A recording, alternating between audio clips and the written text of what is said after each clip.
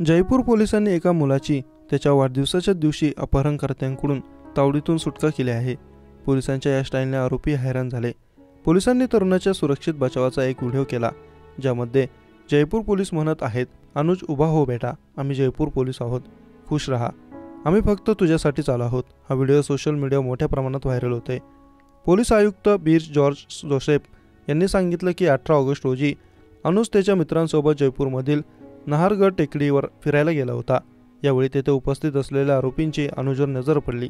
अनुजला छान कपडे घातलेले पाहून तो श्रीमंत कुटुंबातील आहे असं समजून या आरोपींनी त्याच्या अपहरणाची योजना आखली। त्यांनी अनुजच्या तोंडाला टेप लावली, त्याचे हातपाय बांधून त्याला गाडीत टाकून घेऊन गेले।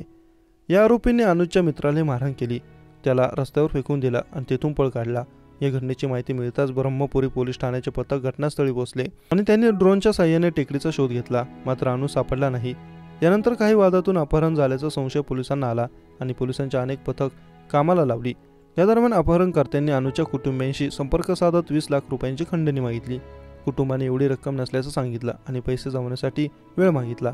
यावेळी पोलीस फोन नंबर ट्रेस करून अपहरणकर्त्यांचा शोध घेत होते, परंतु अपहरणकर्ते पोलिसांपासून वाचवण्यासाठी सतत ठिकाण बदलत होते।